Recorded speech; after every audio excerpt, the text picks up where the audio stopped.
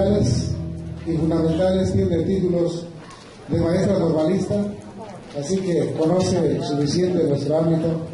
Es maestra voluntaria de educación media, educación básica, educación media, superior y de posgrados. Ella también ha sido maestra de educación superior allá en la Escuela Superior de Nico López en Cuba. Ella ha impartido una serie de temáticas en la universidad, como por ejemplo Universidad y Sociedad, Planeamiento Educacional, Diseño, Desarrollo y Evaluación Curricular, Dirección Científica Educacional. Entre otras cosas, ha impartido por ahí de 50 programas docentes de pregrado y posgrado, fundamentalmente Pedagogía y Dirección Científica. Ella ha trabajado como subdirectora docente de Inspección Nacional del Comité Central del Partido Comunista de Cuba. Ha desarrollado por ahí más de 60 cursos de posgrado que incluyen diplomados, maestrías, doctorados, decenas de conferencias, charlas, seminarios y talleres a consejos de dirección de diferentes provincias a nivel internacional, como desde luego nuestro país, México, el Brasil, Venezuela, Oaxaca, que ya estuvo aquí en el 2004, y algunos otros. Independientemente de ello, ha recibido más de 50 posgrados de índole general, especializada fundamentalmente en cuestiones de pedagogía, dirección y ciencias sociales. En cuanto a la publicación de obras, es un sinnúmero que sería muy largo enumerarlos. Ha estado en diferentes congresos internacionales de pedagogía, desde por ahí del 95, 2000, etcétera, hasta 2011, incluyendo uno aquí en el Estado. Tiene una serie de reconocimientos diversos, distinciones que han sido objeto por su trayectoria, como por ejemplo la carta de reconocimiento por la actitud valiente y digna asumida por los colaboradores cubanos durante la situación presentada durante la muerte de Chávez y proceso eleccionario, firmado por Roberto López Hernández, jefe de las misiones cubanas en Venezuela, en abril del año 2003. Entre algunas otras cosas, ella ha recibido una medalla por 40 aniversario de las Fuerzas Armadas Revolucionarias, obviamente de su país. Ha recibido un reconocimiento de maestro voluntario en el 60, entregado por el comandante Fidel Castro, entre unas y tantas cosas más. Quiero romper el hielo. Yo voy a tratar de que tengamos, ojalá que pudiésemos tener un diálogo más seguido, pero como dicen ustedes, es una cantidad grande de personas con las que es difícil dialogar de forma continua. Hemos hecho lo siguiente, pensamos, si ustedes están de acuerdo, que me permitan exponer las cuestiones que yo traigo, que tomen nota, y cuando yo termine me hacen las preguntas pertinentes para así ahorrar tiempo. Esto no quiere decir que si hay alguna pregunta del momento me la hagan, porque no estamos opuestos a eso. Ahora bien, quiero decirles también de que ahorita me preguntaba Iraí cómo viene la gasolina, porque a mí mis alumnos me dicen que yo tengo gasolina de avión, es decir que no mucho. De todas formas, si ustedes me dicen, yo trataré de, si voy embullada, como es lógico, detenerme, porque de nada vale que yo hable y se quede en el aire. Eso no es lo que aspiramos. Tampoco traigo recetas, siempre lo digo. Yo traigo mi experiencia, la experiencia de Cuba, y ustedes de ahí deben de valorar qué pueden aplicar, qué no, qué es positivo, siempre a partir de los planteamientos del peteo. Es decir, estamos apoyando totalmente el plan de transformación educacional de Oaxaca. ¿Y qué podemos hacer? Recomendaciones, sugerencias, que las pueden o no las pueden tomar, pero es No digo mi punto de vista porque el punto de vista no es científico, es el estudio que hemos hecho del documento, lo que hemos visto, lo que hemos analizado y además lo hemos un poco que tratado de interrelacionar con nuestra propia experiencia.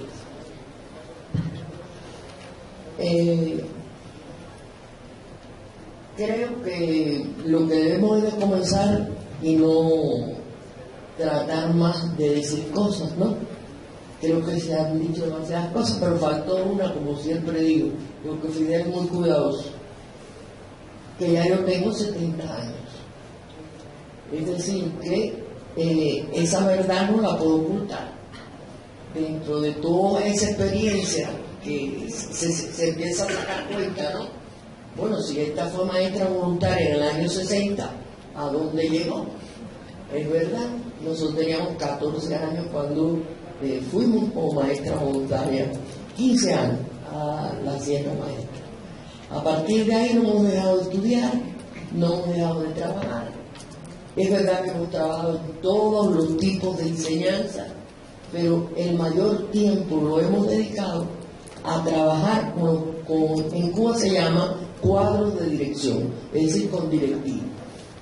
En la Escuela Provincial de Superación de Cuadros de Directivos que hay en mi país, la Escuela Nacional del Partido Nico López, una filial de ella, y en la propia Universidad de Ciencias Pedagógicas, que tiene un departamento de dirección científica que se dedica a la superación, a la actualización de los directivos educacionales. También hemos trabajado con el Ministerio de la Agricultura, el Comercio Interior, es decir, en cuestiones de proyectos de desarrollo con una serie de empresas y de organismos en mi provincia y en el país. Quiere decir entonces que lo que voy a transmitir es la experiencia de los años más la experiencia teórica que hemos acumulado a través de la vida. Sin más, por lo tanto, hemos dividido, ustedes verán, el trabajo con ustedes según la petición que nos hicieron. Debo decir que secundaria técnica, el maestro Fidel me mandó a Cuba a solicitud nuestra sobre qué se debía de preparar el material con el que íbamos a trabajar. Tenemos, por lo tanto, en este sentido, que vamos a tratar de abordar con ustedes la dirección escolar latinoamericana y caribeña en el siglo XXI, como un nuevo paradigma de la pedagogía humanista, crítica y transformadora, frente a escenarios de pedagogías tradicionalistas, conductistas y constructivistas de la alienación y la domesticación. Ustedes tomen las notas que quieran, pero todo esto está en el CD, porque me interesa que tomen nota. Dicen que no se puede estar en misa y en procesión, porque el monaguillo o está en misa o está en procesión.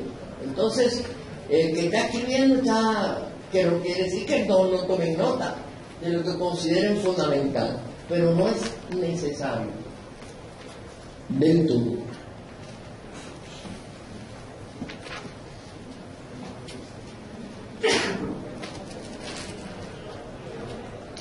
Bueno, ya de estas cosas están dichas, por lo tanto, entramos en materia.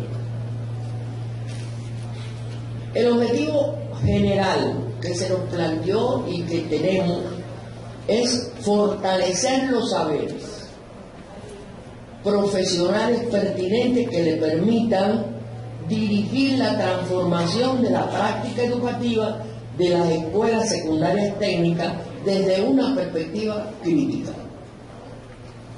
O sea, fíjense que decimos fortalecer los saberes, porque nadie tiene más, ustedes tienen mucho más que yo, los saberes necesarios para dirigir en una secundaria técnica. ¿Qué es lo que perseguimos? Fortalecerlos. los saberes que ya ustedes tienen. Pero para eso quiero empezar diciendo algunas cositas, porque se dice que desde la pedagogía crítica, y el peteo está hablando de la pedagogía crítica. Las pedagogías críticas, porque hay diversas de ellas, según el que escribe, dice cosas, cambia un poquito por acá, otro un poquito por allá, pero tratan las relaciones entre educación, escuela y sociedad. Se ocupan de las interacciones entre conocimiento, poder y subjetivización, o sea, la conciencia de las personas. Las que se refieren a la institucionalización y la hegemonía, a partir del planteamiento de Gramsci, de que es hegemonía. Y la hegemonía la ejerce el que tiene el poder. Las que se inclinan a precisar los vínculos entre la teoría y la práctica. Y se oponen a las diferentes características de la educación tradicional. Esto es una verdad, es una realidad. Pero yo quiero detenerme en algo. Que pedagogía crítica no quiere decir, cuando hablamos de crítica, no es decir nada más lo malo o lo que no sirve. Un análisis crítico tiene lo positivo y lo negativo. Pedagogía crítica quiere, por lo tanto, ver lo positivo y lo negativo. Pero para hablar de pedagogía crítica es necesario hablar de diversidad y de equidad. No podemos hablar de pedagogía crítica si no hablamos de diversidad y de equidad, que son principios del enfoque humanista crítico, que se fundamenta ante todo en un profundo respeto y cultivo de las diferencias y cualidades, rasgos singulares esenciales, propios de distintas naciones, culturas, grupos e individualidades humanas, nacidas de su identidad. Hoy la maestra Lorena exaltaba lo positivo de la región de ustedes. Por lo tanto, es la diversidad. No es lo mismo esta región que el centro del DF. Y eso es algo que debemos de defender y de tener presente a la hora de educar.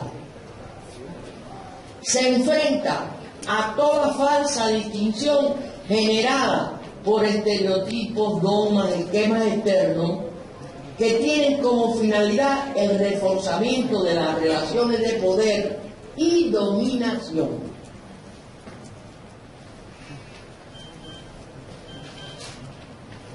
El derecho a ser diferente se establece cuando se decide las formas particulares de vida personal y colectiva, pero solo se logra cuando se funda en el principio entre la unidad y la diversidad y se sustenta en vínculos humanos de equidad, que garantice el derecho a preservar la libertad y la identidad. Nosotros decimos que Cuba, óiganme, nosotros somos una mezcla de negro, blanco, españoles, franceses, chinos, de todo. Y respetamos la diversidad. Pero ese respeto a la diversidad es el que nos permite la unidad. Sin unidad no se puede lograr nada, pero esa diversidad y esa unidad nos da la equidad, o sea, la igualdad de derechos y de deberes. Yo digo que en mi país hay muchas cosas y muchos problemas, pero no hay un país del mundo, lo digo con todo respeto de los demás, que tenga una equidad más alta que la nuestra. Todo el mundo tiene derecho a estudiar y llegar a ser un médico, un abogado, ya sea el hijo de un profesional o el hijo, sin menospreciar la profesión, de alguien que va de la calle. Todo depende de sus posibilidades, de su abnegación.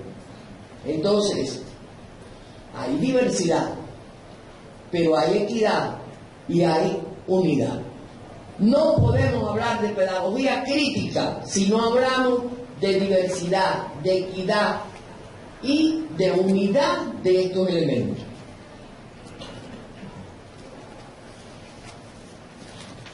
Debe fomentar, por lo tanto, vínculos entre las personas y los grupos, y en especial entre educadores y educandos, considerados ambos como sujetos del proceso.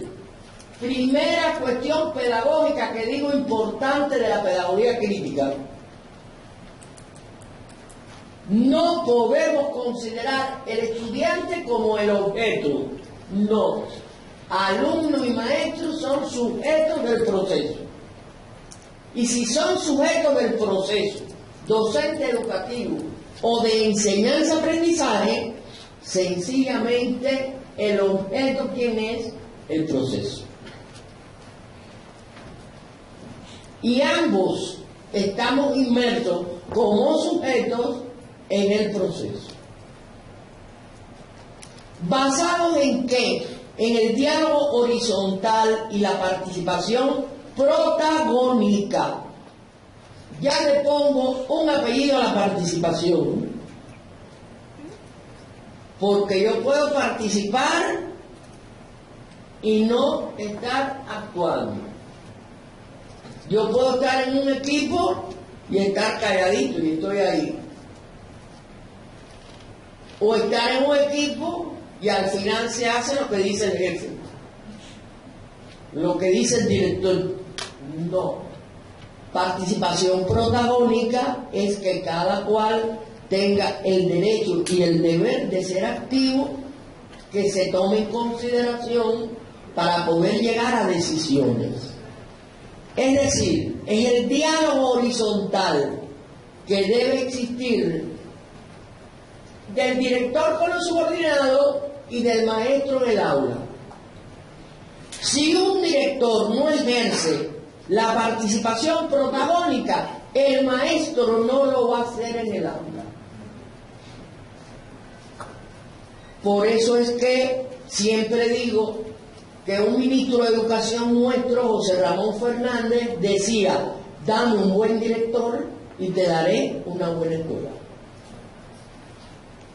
Porque el director es el elemento determinante, es el que forma al colectivo, es el que educa al colectivo, a sus trabajadores, a sus profesores.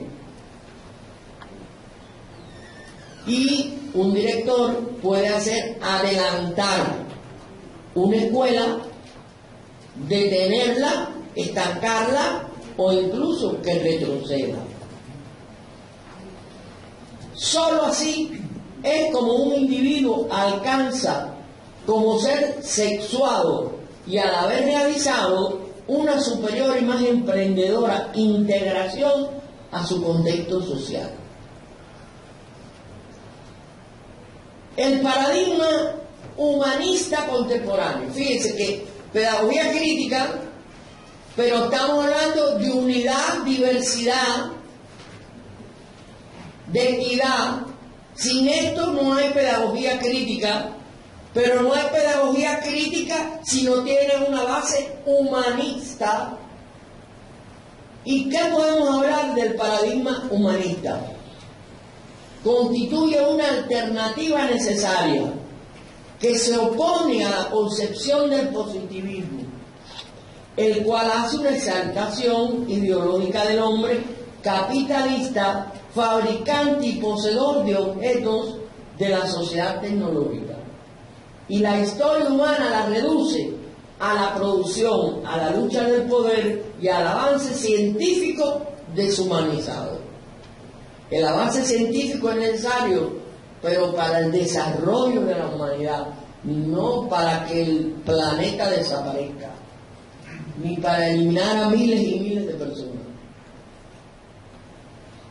Hoy El término humanismo se utiliza comúnmente para indicar toda tendencia de pensamiento que afirme la centralidad, el valor, la dignidad del ser humano, o que muestre una preocupación o interés primario por la vida y la posición del ser humano en el mundo.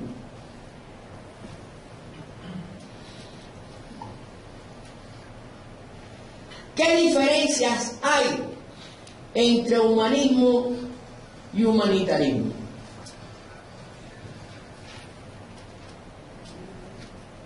¿Ves qué cosa? Humanismo y humanitarismo. Pero si ustedes me permiten,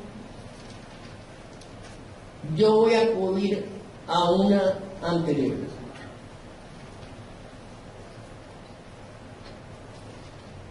Porque voy a parafrasear ni a Fidel Castro ni a Carlos Marx, a Paulo Freire, que dice: verse como un ser inacabado, en constante formación, para así transformar su realidad en búsqueda del desarrollo. Frente al discurso neoliberal es necesario pasar del discurso a la actuación que active la importancia del humanismo, que alerte sobre los peligros ya vigentes del neoliberalismo. Por favor,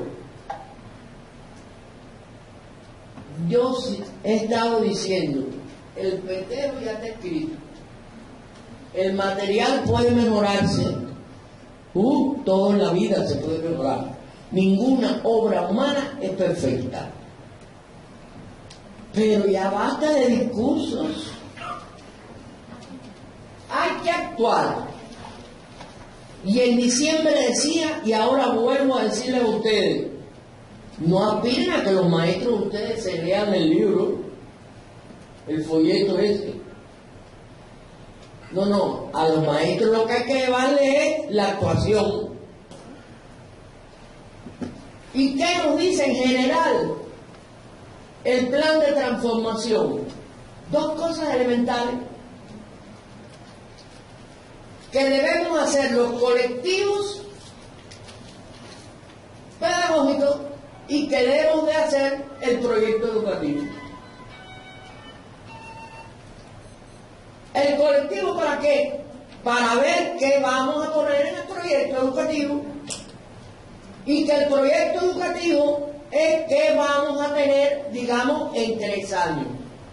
¿Qué he venido recomendando yo? Hacer un proyecto para 3 años para poder medir resultados a corto plazo. No hay otra cosa.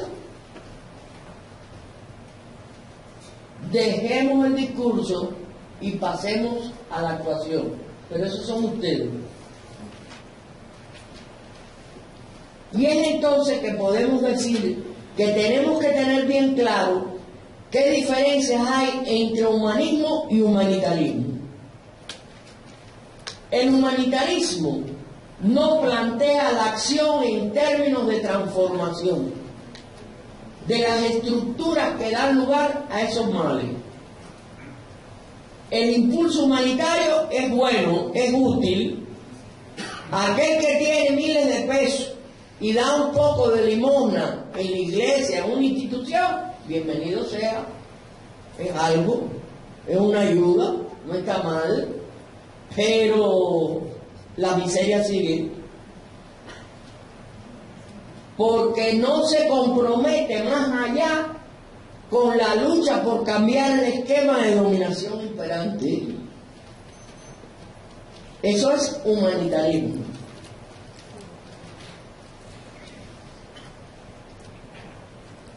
El humanismo consciente orienta hacia la transformación positiva de las condiciones de vida existentes. Y no piense que porque vengo de Cuba y estoy diciendo que hagan una revolución. No. Yo lo que estoy diciendo es que la pedagogía crítica, que tiene una base humanista, y hace un análisis crítico de la realidad, pero ¿para qué? ¿Para dejarla ahí? No, para transformarla. Que nuestros muchachos, cuando salen de la secundaria técnica, sean capaces de transformar para que haya desarrollo de Oaxaca. No hay más nada. Enfrentarlos a la vida, que sepan enfrentarse a la vida. Y dice Pablo Freire, humanitarismo, la falsa generosidad de los opresores para mantener y preservar la situación existente, señalando que lo que los opresores pretenden es transformar la mentalidad de los oprimidos y no la situación que los oprime, para mantener las cosas. Pues cuanto mejor se adapten, mejor y mayor será la dominación. Argumentando como para esto se sirve de la concepción bancaria, pedagogía del oprimido, pedagogía de la libertad o libertadora, entre otras obras de Pablo Freire. Creo sinceramente que nosotros debemos de ver, teniendo en cuenta esto, que la meta de nuestro pueblo no puede ser la modernización contrahecha, como señalase Che Guevara, un enano con cabeza de gigante, susceptible de producir islotes de modernidad en océanos de miseria. Hay perspectivas más amplias que presentan el imperativo del humanismo como vía para alcanzar el desarrollo endógeno de nuestro pueblo. Lo que se hace en Alemania, lo que se hace en España, lo que se hace en los Estados Unidos, bienvenido sea. Esas son sus sociedades, pero no es la nuestra. Nosotros tenemos que ser capaces de tomar lo nuestro, empezando por sentirnos muy orgullosos de las civilizaciones que existieron antes del colonial español. Aquí son los zapotecas, los mayas, los aztecas. Y Martí dijo que antes que conocer la historia de los arcontes de Grecia, había que conocer la de los pueblos americanos. ¿Y qué clase de adelantos científicos tenían? ¿Pero qué clase de educadores eran? Y yo tengo que tener muy presente mis pedagogos, mis educadores, desde Hidalgo, Morelos, Benito Juárez, porque siempre digo y no me canso de repetirlo, no hay una educación mayor para formar que aquello que dijo Benito Juárez de que el respeto al derecho ajeno es la paz. Educador por excelencia, pedagogo por excelencia. Porque ¿qué cosa es la pedagogía? La ciencia de la educación. Porque nuestro objetivo no es instruir solamente, es educar. Y tenemos la necesidad de tener esa experiencia de los mejores pedagogos mexicanos para poder trabajar en este sentido.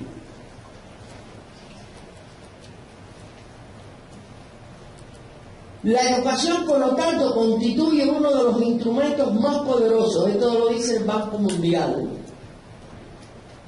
Pero ¿cómo lograrlo? Uniendo e integrando lo que hasta ahora ha estado separado.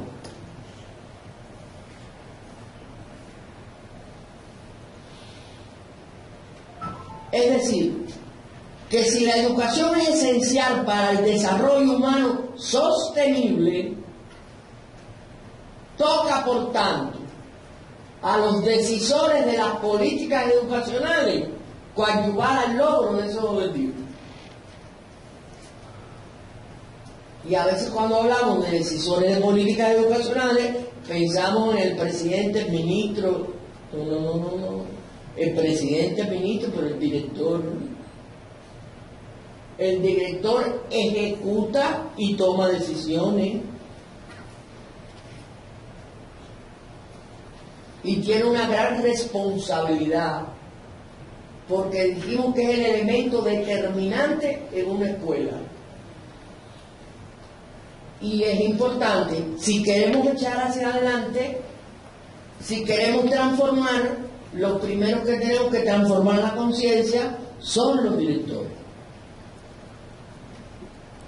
¿Por qué?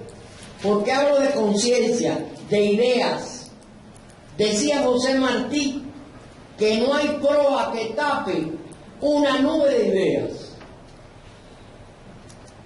Una idea enérgica, flameada a tiempo ante el mundo, para como la bandera mística del juicio final a un escuadrón de acorazados.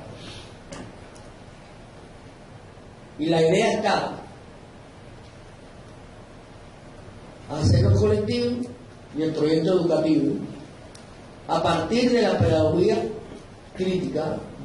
Ya, esa es la idea. Tenemos que ejecutarla, porque hay desafíos que tiene cada generación. Una, conocer el mundo. Dos, comprenderlo. Y tres, transformarlo. Quien responde a los tres logró aprender. Si le falta uno, no aprendió. Porque de nada vale conocerlo y comprenderlo si no coadyuva la transformación. Y cuando yo digo que logró aprender, es porque la obligación de que aprenda la tiene el maestro. Y en su máxima expresión el director. Porque el papel de nosotros es enseñar a aprender. Nadie aprende solito. Y si aprende con mucho trabajo. Ese es nuestro papel. Enseñar a aprender para cuando salgan de la escuela puedan seguir aprendiendo por ellos mismos. Pero hay que enseñar a aprender. Y ese papel es del maestro. Ese papel es del director.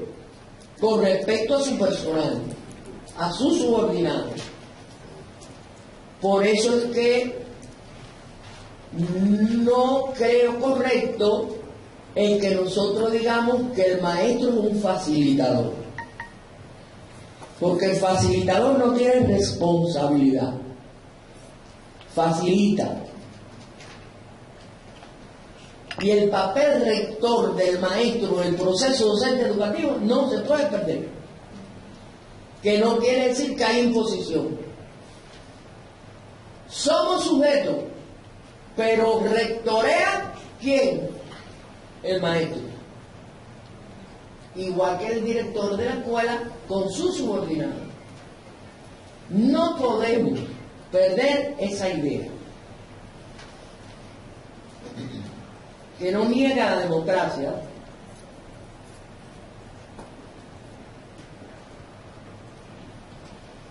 quiere decir entonces que en Oaxaca nosotros debemos de trabajar por una pedagogía humanista, crítica y transformadora. Ya, llevarla a la práctica. ¿Qué objetivos perseguimos con esto? ¿Qué objetivos se persigue el IEPO y el sindicato, el peteo con esto? Objetivos específicos que tenemos nosotros ahora en este curso, que fue lo que se nos pidió.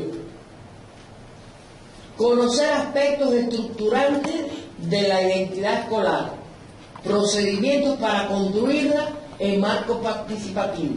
El objetivo de esta primera conferencia. Tenemos una segunda. Comprender la importancia de la organización. Vital, la organización escolar. Y tercero, el liderazgo. Identificar las virtudes y aspectos limitantes en el liderazgo directivo. Esos son los tres objetivos fundamentales que pensamos abordar en estos dos días. Con un propósito. Pero partimos de los objetivos. ¿Cuál es el propósito? Demostrar que las escuelas secundarias técnicas de Oaxaca están sometidas a un proceso evolutivo de cambios conceptuales, signado por la necesidad de reorientar su razón de ser, de manera que garanticen alcanzar los objetivos para el cumplimiento de las transformaciones educacionales que acomete y demanda el desarrollo del país.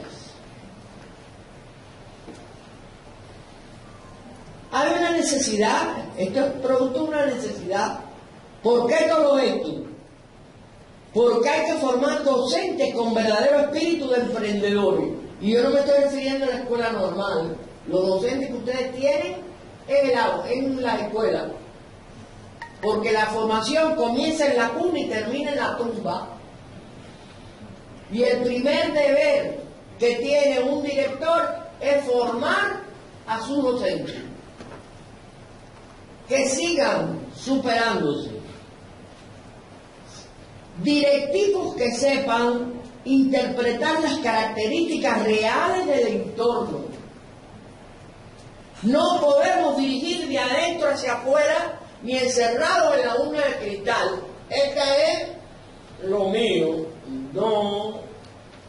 Hay que dirigir de afuera hacia adentro, a partir del entorno, a partir de la comunidad, y tenemos que saber cómo desarrollar habilidades de negociación con la comunidad, padres de familia, empresas, todo lo que tenemos en la comunidad, porque a partir de ahí, así debe ser nuestra actuación.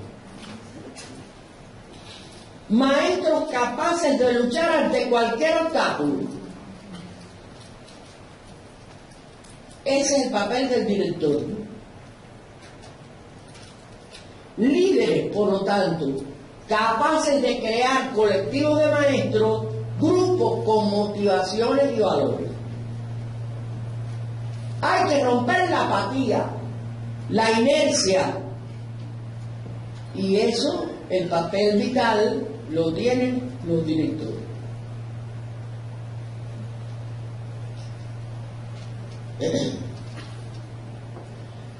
Objetivo específico: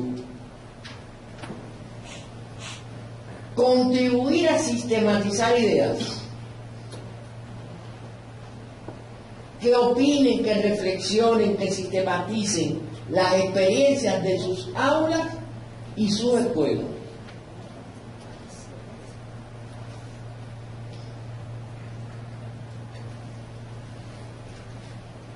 Por lo tanto, los contenidos que nosotros vamos a dar como tema principal es la función directiva.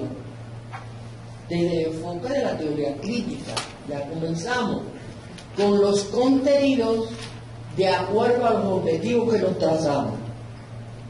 Es decir, los aspectos estructurantes en los que estamos enmarcados, la organización después y por último el liderazgo.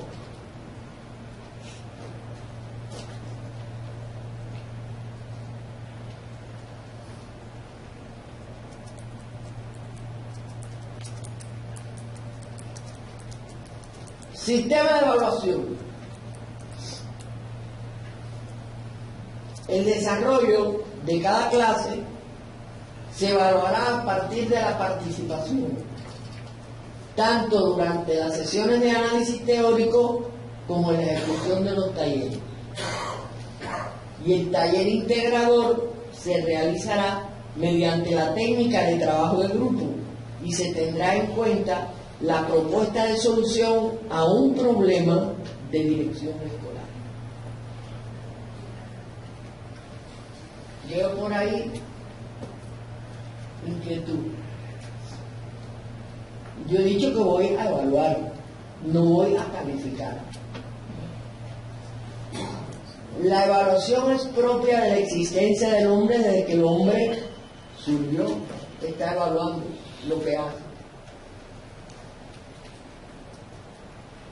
La calificación sí la inventó el hombre en un momento determinado. Yo no voy a calificar. Ustedes y yo, todos vamos a ir evaluando cómo marcha esta actividad.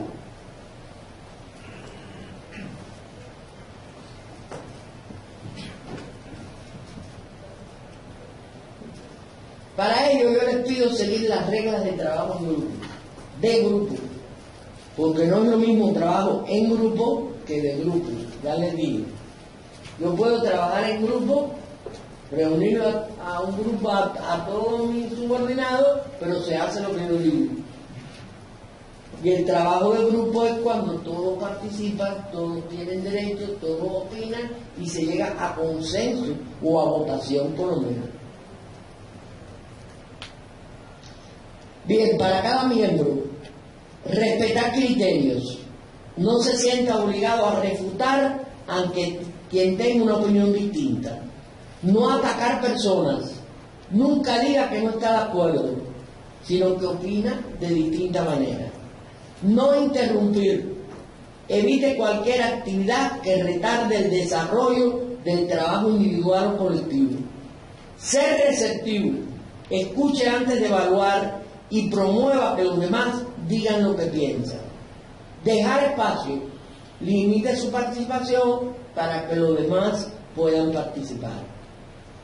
Ahora, para todo el grupo, toda idea es válida. La única idea estúpida es la que no se expone a la opinión pública. Solo se destaca lo positivo. Nadie humillará a otro señalándole errores, defectos, dificultades. El trabajo es colectivo. Todos juntos pensamos mejor que cualquiera por separado. Libertad de expresión. Todos tienen derecho a expresar libremente lo que piensan. Y 10. El grupo es uno y solo uno. Ayudar a todos, a que todos se sientan parte del grupo y participen en él. Bien, yo quiero que ustedes no copien esto, porque esto lo tienen. Nada más escriban en su libreta la respuesta. ¿Qué peso tiene en tu actuación la herencia de dirección autoritaria y descentralización del poder que todos llevamos dentro? Alto, medio, bajo o no tiene. Escríbanlo, por favor. Cada uno de ustedes. ¿Qué peso tiene en ustedes la herencia de autoritaria, que eso la llevamos todos dentro?